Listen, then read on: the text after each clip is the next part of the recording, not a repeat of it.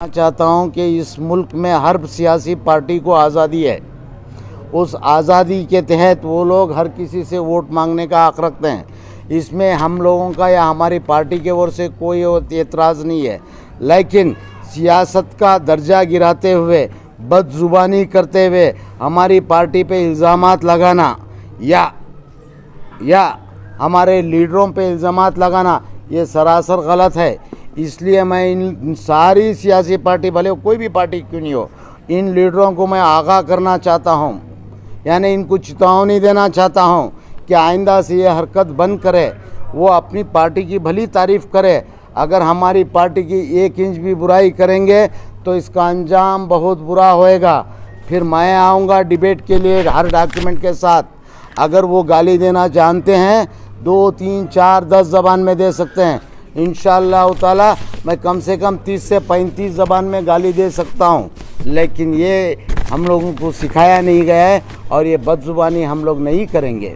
जो भले कोई बेइज्जती करना भी जानता है, वो उसके अखलाक हैं, वो उसके संस्कार हैं, वो जिस जहाँ से पढ़ लिख के काबिल हो क्या है वो अपना रंग दिखाएगा।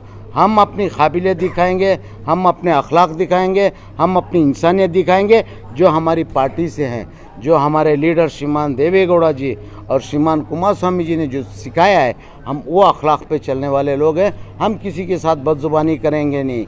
यहाँ तक कि मेरे नबी ने भी मुझे यही सिखाया है, जो पत्थर फेंका करता था उसके हक़ में दुआ करते थे, जो कचरा डालता था उसके लिए सेहत के लिए, उसकी सेहत पूछने के लिए जाते थे। मैं ऐसे नबी का, मैं उनकी उम्मत में से हूँ, मैं एक मुसलमान हूँ, तो ये इस्लाम कभी हक़ नहीं देता। जैसे कि कुछ लीडर ने कहा कि हमारे श्रीमान कुमार स्वामी जी काले हैं, फ़ख्र है इस काले रंग पे। हज़रत बिलाल भी तो काले थे, जिन्होंने पहले मदीने की मस्जिद में अजान दिए थे और मक्के की मस्जिद में अजान दिए थे।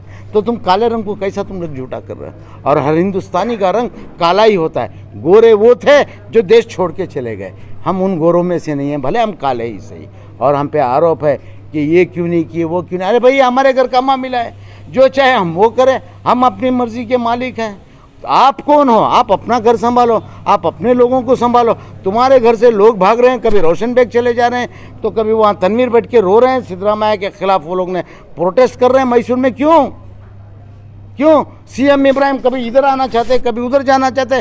फ्रस्ट्रेशन हो रहा है, घुटन हो रही है सीएम इब्राहिम साहब को तुम्हारी पार्टी में। क्यों? क्या हमने कभी पूछा? नहीं पूछा। तुम क्यों पूछते हो कि बीएम फारूक का क्या हुआ? बीएम फारूक का अगर हमारी 100% सरकार आई होती तो 100% बीएम फारूक साहब को डिप्टी सीएम बनाया जाता, लेकिन हमारी आई नहीं। यही कांग्रेस वालों ने सबसे पहला फ़ोन किया था जब मैं मौजूद था, देवेगौड़ा जी के साथ में मैं बैठा हुआ था। Without unconditional support mister Deve Gowda ji, we are requesting you, please come with us, joint hand, यानी हाथ मिलाओ, आओ हमारे साथ सरकार बनाओ। वो गुलाम नबी आज़ाद ने फ़ोन किए थे, मेरे सामने की बात है, मैं भी शायद उस चीज़ का अनकंडीशनल सपोर्ट करके जब गवर्नमेंट में आए तो ये लोग ने बोले नहीं, तुम्हारा शेयर 30% है, हमारा पे 70%। ये मत करना, वो मत करना, ये मत करो, वो मत करो, ये मत करो। अच्छा हो गया श्रीमान कुमार स्वामी जी के भेजे में कैंसर हो जाना चाहिए था। ये लोग ने इतना टेंशन दिया, इतना टॉर्चर किया, इसीलिए तो खामोश रहना पड़ा। और सबसे पहले बीजेपी की जो गवर्नमेंट बनी, जितने भी एमएलए चले गए, ये किसकी मेहरबानी से गए? जनता दल के तो बाद में गए, पहले तो कांग्रेस में गए। मैं पूछना चाहता हूं कि कांग्रेस के जो एमएलए गए, इसको भेजने में किसका हाथ था? कौन किया ये षड्यंत्र? किसने रचा ये साजिश को? कैसे बनी है बीजेपी की सरकार कर्नाटका में? और रही बात टिप्पू सुल्तान जयंती कैंसल, ओके एग्री, बीजेपी तो उसका रोल कर रही है, वो तो गलत करना चाहती है। मुझे नहीं मालूम बीजेपी को जयंती रोकने से स्टेट को फाइनेंशियली क्या फ़ायदा हो, मुझे नहीं मालूम। बीफ बैंड, ओके, लॉस किसका है? स्टेट का लॉस है, मुसलमान का लॉस नहीं है। मुसलमान नहीं खाता है। अरे छोड़ो कर्नाटका, छोड़ दो इंडिया, आओ पूरा वर्ल्ड का टूर करेंगे, देखेंगे हम लोग। पूरे वर्ल्ड में सबसे पहले pork, second option beef, third option जो है वो आपका चिकन, फोर्थ ऑप्शन बकरा, लैम जो भी बोलते हैं आप, वो फोर्थ ऑप्शन है। बकरा तो बाद में खाते हैं। बीफ बंद करा के मुसलमानों का नुकसान नहीं हुआ है, बल्कि पूरे देश का नुकसान हुआ है। जिलेटिन फैक्ट्री का नुकसान हुआ है, इंडस्ट्री का, ये लेदर इंडस्ट्री का नुकसान हुआ है, सब चीज़ का नुकसान कर दिया लोगों ने। किसके फायदे के लिए? बीजेपी ने किया। लेकिन सवाल ये है कि कांग्रेस ने क्या किया? आवाज़ क्यों नहीं उठाए? अपोजिशन मेजॉरिटी लीडिंग पर तुम लोगों के पास कैंडिडेट है, हमारे पास कितने? 37, 38, 33, 35 कितने? और वो लोग ने मेजॉरिटी रख के क्यों नहीं आवाज़ उठाए? लोग क्यों खामोशी इख्तियार की ये लोगों ने? सवाल ये पैदा होता है, जो रोल करना चाहिए था वो रोल तो नहीं कर रहे ये लोग फजूल के रोल में अपना वक्त बर्बाद कर रहे हैं। और यहाँ पे आके बसु कल्याण में आके लोगों को गुमराह कर रहे हैं कि बोले मुसलमान वोट हमारा है। किसके बाप का हमारा है मुसलमान का वोट? हर मुसलमान आज़ाद है, हर मुसलमान अपनी मर्जी का मालिक है, हर मुसलमान को हक़ है कि वो चुने, जिसको चाहे उसको चुने, चाहे वो जिसको भी चुने, वो उसके हक़ पे है। इसका मतलब ये नहीं कि कांग्रेस ने गुट्टी चटाई। जब हमको खजूर चटाया जाता है या गुट्टी चटाई जाती है तो हमको अल्लाह के नाम से चटाई जाती है। ये मत सोचो कि कांग्रेस के नाम से चटाई जाती है। ये ज़रूरी नहीं कि मुसलमान पैदा हो तो कांग्रेस का ग़ुलाम बन के रहे। 70 साल से ग़ुलामी की हम लोगों ने, बहुत हो गया। अब नहीं, अब नहीं, अब लोगों को होश में आना चाहिए। इंशाअल्लाह ताला उम्मीद है कि इसकी शुरुआत इस जगह से होएगी, इस कॉन्स्टिट्यूंसी से एक नया रंग उभरेगा, एक नई मिसाल कायम होगी। कर्नाटका को ये मैसेज जाएगी, ना कि कर्नाटका के बल्कि सेंट्रल तक ये मैसेज जाने वाली है इंशाअल्लाह ताला।